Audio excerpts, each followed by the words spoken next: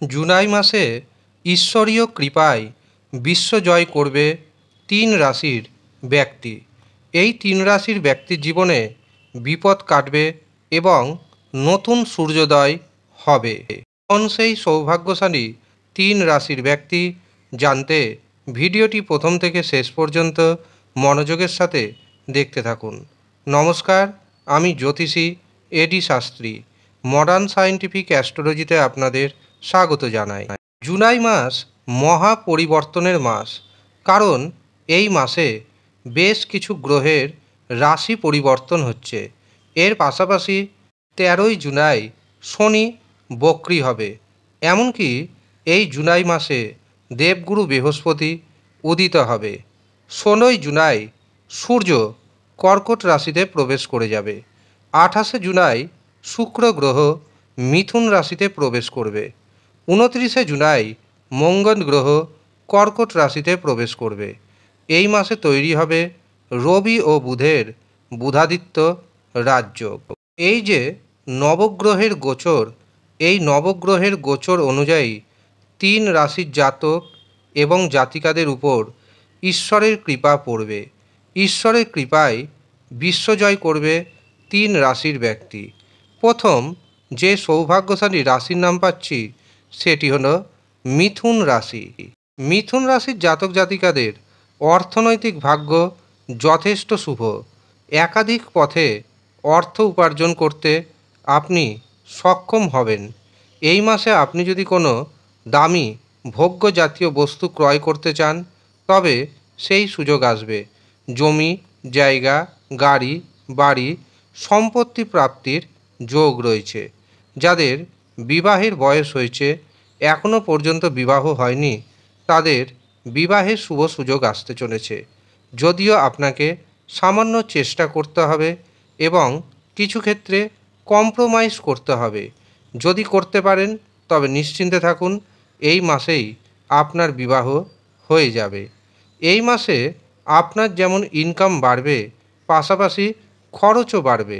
তবে বেশিরভাগ খরচ হবে নিজের কারণে এবং ভবিষ্যতের কথা মাথায় রেখে। যারা চাকরির জন্য প্রচেষ্টা করছেন, এই মাসে চাকরির গাঢ় যোগ তৈরি হচ্ছে। সরকারি ক্ষেত্রে হতে পারে, বেসরকারি ক্ষেত্রে হতে পারে, সেটি নির্ভর করছে আপনার জন্মছকের উপর। সরকারি চাকরির যদি যোগ থাকে অবশ্যই পাবেন, আর যদি না থাকে বেসরকারি ক্ষেত্রে তো 100% কনফার্ম। এই মাসে আপনার মান সম্মান আগের থেকে অনেকটাই বেড়ে যাবে। কিন্তু দেখবেন মাঝে সাঝে ছোটোখাটো ভাগ্য বিড়ম্বনার যোগ তৈরি হবে। সেই ভাগ্য বিড়ম্বনার যোগকে যদি কাটিয়ে নিতে পারেন এবং ভাইয়ের সাথে যদি সম্পর্ক বজায় রাখতে পারেন, তবে এই মাসটি আপনার জন্য যথেষ্ট শুভ যেতে চলেছে। শরীর স্বাস্থ্যের দিক থেকেও বড় ধরনের কোনো সমস্যা দেখতে পাচ্ছি না। প্রথম রাশির পর দ্বিতীয় যে রাশির নাম জানাবো সেটি হলো তুলা রাশি। তুলা রাশির জাতক এবং জাতিকাদের অর্থভাগ্য যথেষ্ট শুভ দেখতে পাচ্ছি। যারা বেকার রয়েছেন, বেকারদের কর্মপ্রাপ্তি ঘটবে।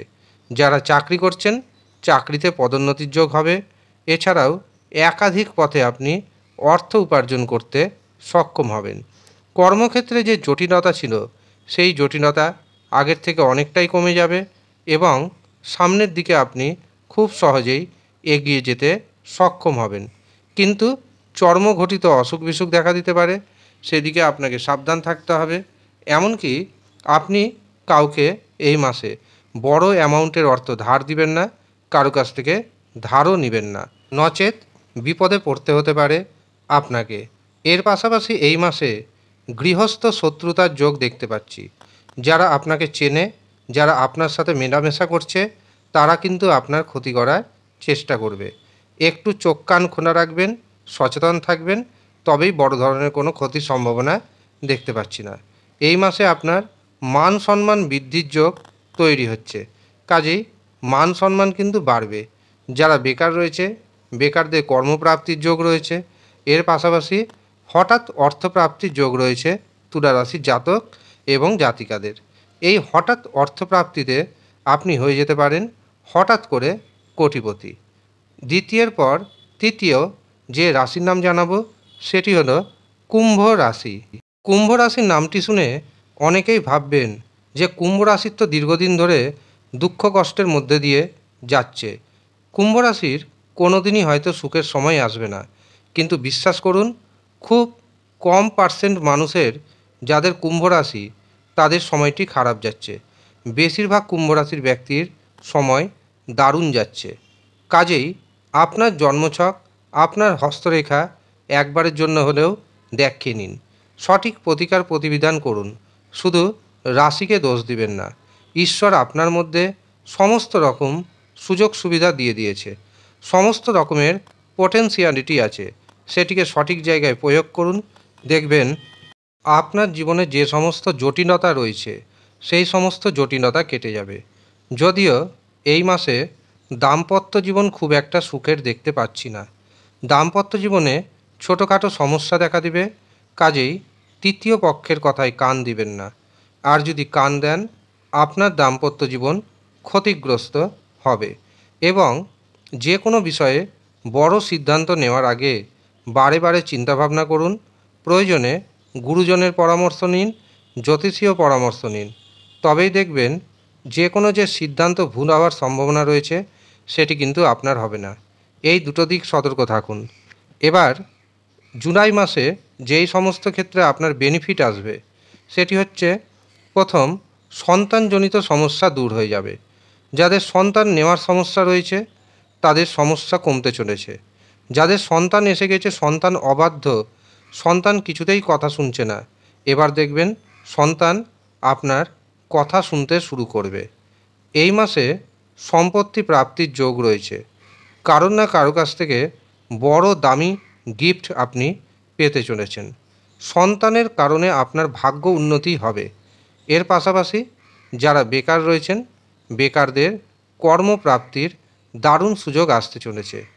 এই মাসে জমি জায়গা ক্রয় বিক্রয়ের জন্য খুবই শুভ সময়। যে কোনো জিনিস কিনতে চান অথবা যদি বিক্রয় করতে চান, এই মাসটিকে বেছে নিতেই পারেন।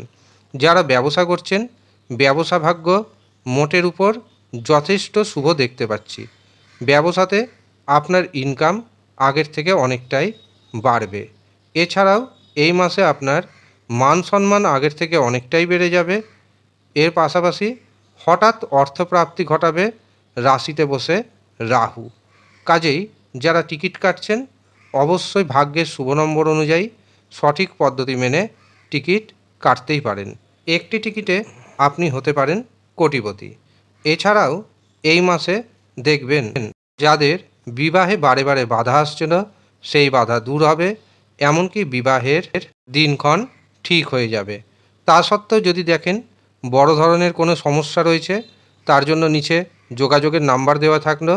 যারা মনে করছেন সামান্য পারিশ্রমিক প্রদান করে নিজের জন্মছক বিচার করাবেন, নিজের হস্তরেখা বিচার করাবেন, আপনার জীবনে কেন সমস্যা আসছে সেটি জানবেন, তার সঠিক এবং যথাযথ প্রতিকার করাবেন, তারা নিচের দেওয়া নাম্বারে যোগাযোগ করে নিন।